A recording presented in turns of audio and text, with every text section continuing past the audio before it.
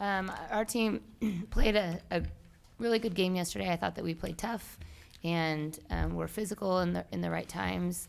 I love the way we started the game. It's important. You can win a variety of different ways, but it never hurts when you start strong. So, as far as tomorrow goes, an extremely different team.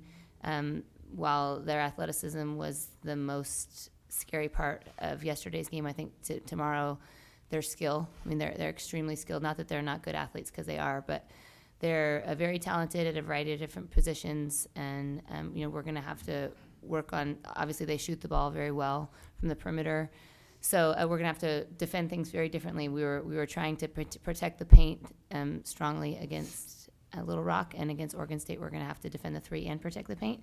And every game that you play in the tournament, the teams get more versatile and bigger and more well-rounded and those kind of things. And so this is just the next step for us, and hopefully we'll show up ready to defend and play with the same kind of energy we did yesterday. Questions?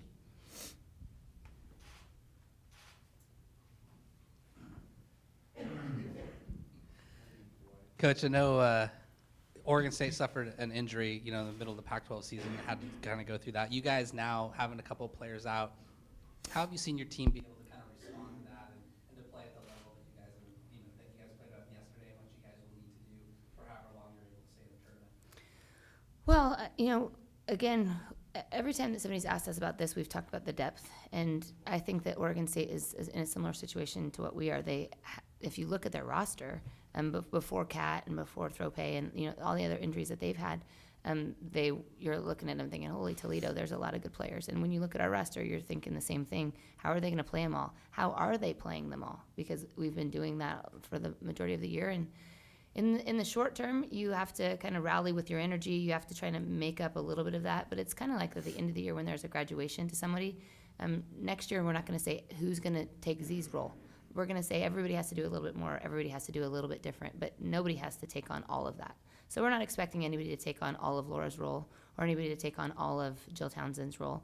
They have to just do a little bit more in all the areas, and then collectively we can make up the difference. And that's what we've tried to do over the last two games when we haven't had them, and I guess part of the St. Mary's game to finish that one off with a win was just everybody stepping up a little bit and trying the best that they can to fill in the gaps.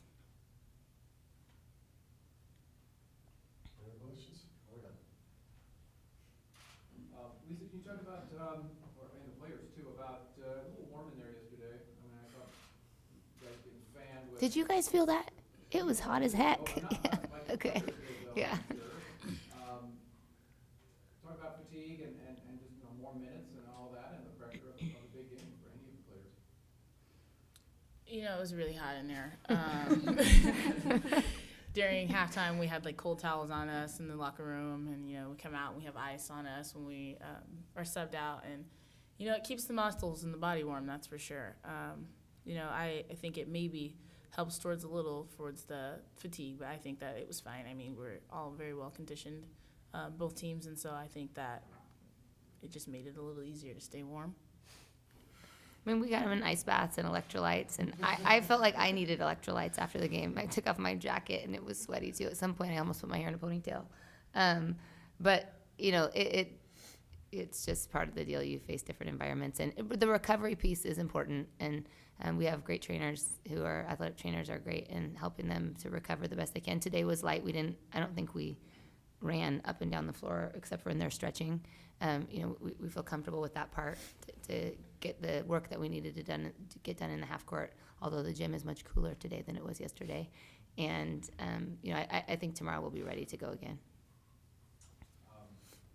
You got a lot of great outside shooters. You got the same sort of challenge tomorrow. How does that change things a little bit, especially for some of the post players who might have to come out and defend that perimeter a little bit against some quick guards?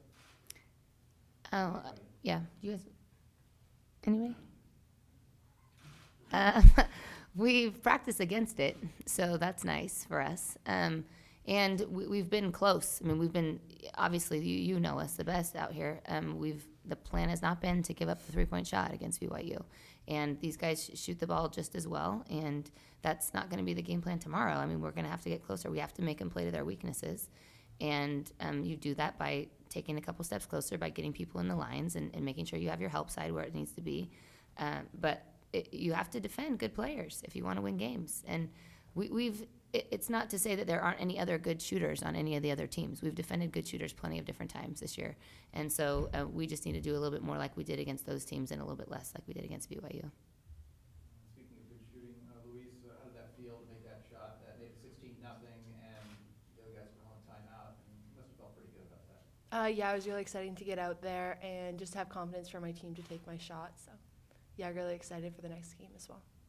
You guys are you and Melody kind of thrown into it down in Vegas, and now with a little more time, you have time to kind of think about, hey, I'm going to be playing significant minutes, 17 minutes yesterday as it turned out, and really made a big difference for the team. How did that feel for you? I think it felt really good. It felt really good to know like all the hard work that we put in the off season and just going into the gym and it like turning out and working out for us. So just trying to come out off the bench with lots of energy and enthusiasm for the next games as well. You talked to the OSU coach earlier. You talked about that 2015 game as being kind of a turning point for the program. That the next year they made the Final Four. What did that win mean for Gonzaga? It meant another Sweet 16. It meant that, we were not just the old era, that we are the new era also, and that our program kind of is bigger than any one person or any one coach or any one team. That our program is a program that every player that comes in and every coach who comes through makes an impact. And, I think it was a big game for us to know that, give a little bit of confidence to a staff and to the next generation of Zags that, this is what Gonzaga is, not so-and-so or such and such person. And so that's, I think, what we took out of it the most, is that we are a nationally relevant team, and we still are, and we're going to continue to be going down the line. Coach, what do you remember from that game? I remember Emma Wolfram. She was tremendous in that game. I remember one particular possession where her and Sunny were so darn tired, and we didn't know who was the lead post, and they looked at each other like, are you going to turn it on, or do I have to go? And Wolfie just took off, which taking off means took one step faster than Sunny because they were tired. I remember it being a battle, and that, Kiani and Shaq and Ellie, we had lots of different people who made impacts in that game, but just that it's not that dissimilar to how this team plays. That team, Sunny was really good, and Kiani was really good. Ellie had a great year that year, but we had Lindsay Sherbert and we had Wolfie, who had a good season, but not until that tournament had she really been tremendous. Georgia was really good. So you think of the depth of that team and the variety of which we could score baskets, and it's very similar to this team, different players, different skills, but it was a team effort, and I remember it being a heck of a lot of fun.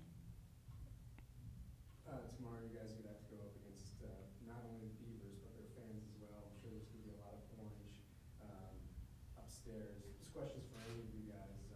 How do you make sure that you stay focused when you're in a hostile environment like that? Well, we're pretty used to having a really loud and outgoing environment, I guess you could say. But for me personally, it kind of just like fuels the fire when people are cheering against you. It makes you want to prove them wrong and work even harder to keep them quiet. So I'm really excited for that different atmosphere when people aren't really cheering for us but against us. It's something new for us. I think that when you, we're on a team, and one of our big focuses is just playing for each other. And I think a big part of being able to block all of that out will be remembering who we're playing for and what our goals are. And I think that'll make it a whole lot easier to just cancel all of that out. Good, thank you. Sorry, he had his hand up. Is that okay? Destiny Slocum's obviously a really big key. I consider the engine of the team as far as ball movement goes and getting players open. How important do you feel ball pressure is on her to kind of slow down their offense? Yeah, well, we have to contain her. So I don't know if it's the ball pressure or the containment with active hands, but she keeps her dribble alive. We've been watching her for a long time. She's been in our camps with her high school team, and, we know her family, and we recruited her also. And so she's a great player who, you go back and forth. Does she want to pass first? Does she want to score first? Does she want to pass first? Does she want to score first? Do I take away her shot? Do I take away her pass? And I really don't know which she's better at. So I think that the overall theme on her is containment, and active pressure, will be helpful. And I think critical to kind of slow her down as best we can. But, it's other people being in the right spots too, because again, we mentioned it yesterday, the one-on-one thing is not in our favor. We don't like to play one-on-one defensively. We like it to be one of them versus several of ours, and then as the ball moves, we just change assignments there. But she's a tremendous player, and we got to keep her under wraps, otherwise you're in a world of hurt.